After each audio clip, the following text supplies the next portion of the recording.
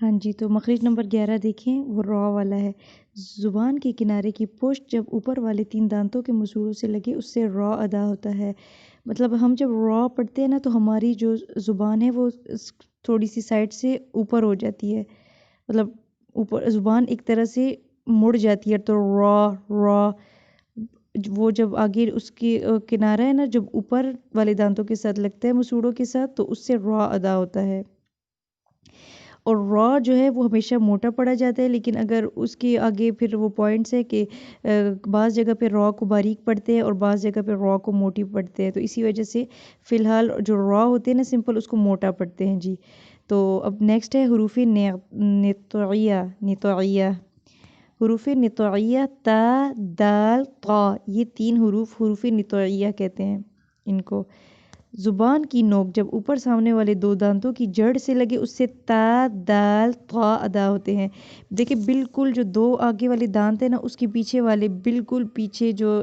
اس کی جڑ ہے اس کے ساتھ جب ٹچ ہوتے ہیں تو دال تا طا ادا ہوتے ہیں۔ دیکھیں آپ پڑھیں تا، آپ کی زبان کی نوک بالکل اوپر فرسٹ والے سامنے والے جو 2 دانت اس کے پیچھے لگ رہی ہے، دال اس کا بھی ایسے ہی ہے، طا بالکل ٹچ ہو رہی سامنے والے دانتوں کے ساتھ، ٹھیک ہے، تو ان کو کہتے ہیں حروف نطعیہ۔ نیکسٹ جو حروف ہے ان کو کہتے ہیں حروف لثویہ، ثا ذال ظا ثا ذال ظا۔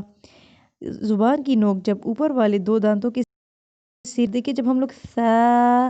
ذال ظا ادا کرتے ہیں تو ہماری زبان تھوڑی سی دانتوں کے باہر آتی ہے اور ان کے سرے سے ٹچ ہو رہی ہے، ثا ذال ظا، اور مطلب تھوڑی سی باہر آ کے یہ جو ہم لوگوں نے تا دال طا والی حروف نطعیہ پڑھی اس کے پیچھے والے سرے سے لگتی ہے نا، تو اس میں ہمارے دانتوں کی مطلب آگے اوپر والے دانتوں کے سرے سے جب لگتی تھوڑی سی باہر آ کے 3 حروف ادا ہوتے ہیں جن کو کہتے ہیں حروف لثویہ، تو اس سے ثا ذال ظا ادا ہوتے ہیں۔ اور یہ امپورٹنٹ بات یاد رکھے کہ ان حروف کو نرم پڑھتے ہیں ہمیشہ، ثا ذال اور ظا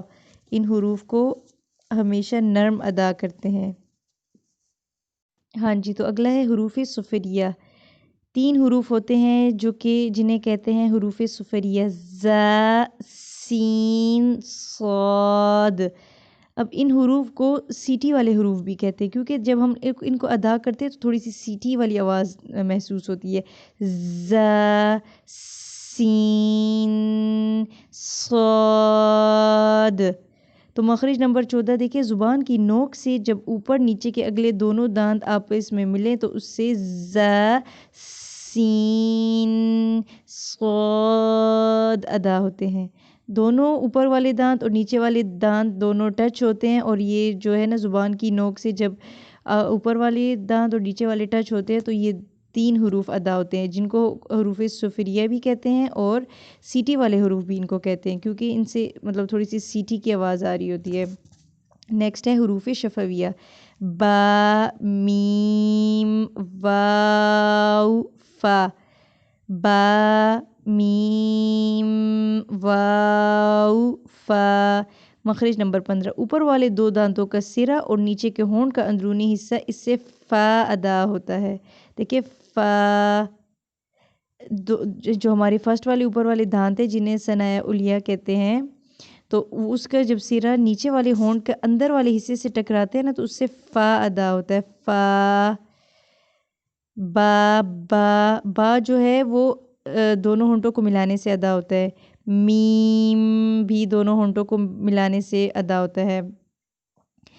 واو واو بھی جو دانت ہے ہمارے اس کا سرا جو ہے وہ نیچے والے ہونٹ کے ساتھ ٹچ ہو رہا ہے، دیکھیں واو فا، اس کا بھی سیم ایسے ہی ہے جی۔ مخرج نمبر 16، دونوں ہونٹ ہیں اس سے با میم واو ادا ہوتے ہیں، وہ اس طرح کے دیکھیں، با جو ہے بند ہونٹوں کے گیلے حصے سے ادا ہوتا ہے اور میم بند ہونٹوں کے خشک حصے سے ادا ہوتا ہے، با۔ آپ جب با ادا کریں گے تو آپ کو پتہ چلتا ہے کہ جو ہونٹوں کا گیلا والا حصہ ہے اس سے با ادا ہو رہا ہے، میم جب آپ پڑھیں گے وہ خشک حصے سے ادا ہو رہا ہے، ٹھیک ہے، میم۔ تو ان کو کہتے ہیں اطباقی شفتین، با اور میم کو کہتے ہیں اطباقی شفتین۔ اور واو ہونٹوں کو گول کرنے سے ادا ہوتا ہے، واو واو۔ پہلے آپ کی جو زبان دانتوں کے سرے ہیں وہ زبان جو نیچے والی زبان ہے اس کے اندر والے حصے سے ٹکراتی ہے نا، جب وہ ٹچ ہوتے ہیں تو پھر ہم لوگ گول کرتے ہیں ہونٹوں کو، واو۔ تو واو کو کہتے ہیں انضمامی شفتین، ٹھیک ہے۔ با اور میم کو کہتے ہیں اطباقی شفتین اور واو کو انضمامی شفتین۔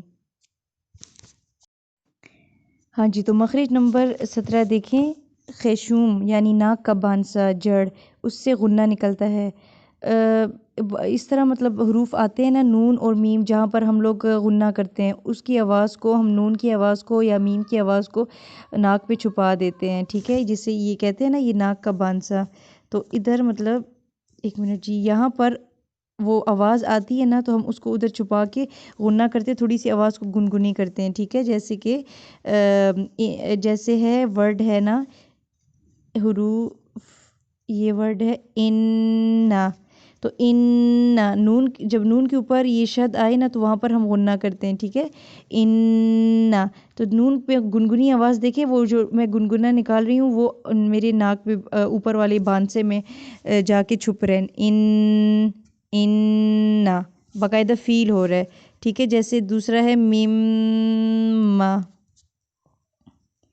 مما، تو میم اس کے اوپر شد ہے، جب میم کے اوپر شد آئے اور نون کے اوپر شد آئے تو وہاں پر ہم غنہ کریں گے، جیسے ہے انّا مما، تو آواز کو گنگنی کر کے اور ناک کے بانسے میں میم کی آواز کو لے جائیں گے اور نون کی آواز کو ناک کے بانسے میں چھپا دیں گے، ٹھیک ہے۔ تو دیکھیں یہ آواز کو تھوڑی دیر ناک میں ٹھہرا کر گنگنی آواز میں پڑھنے کو غنہ کہتے ہیں۔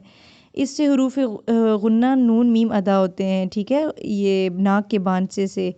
ناک کے بانسے میں سے دو حروف ادا ہوتے ہیں، نون اور میم۔ جب اس کے اوپر ڈبل حرکت آئے نا، جیسے شد آ جائے تو ڈبل حرکت والے حرف یعنی کہ شد ان پر ہو نا تو تب ہم لوگ اس پر غنہ کرتے ہیں۔ اور مخرج معلوم کرنے کا صحیح طریقہ، مخرج آپ کس طرح معلوم کر سکتے ہیں تاکہ آپ کو پتہ چلے کہ آپ صحیح مخرج ادا کر رہے ہیں کہ نہیں؟ تو حرف کو ساکن کر دیں، اس کے شروع میں زبر والا حمزہ لے آئیں، جہاں حرف کی آواز ختم ہوگی وہی اس حرف کا مخرج ادا ہوگا۔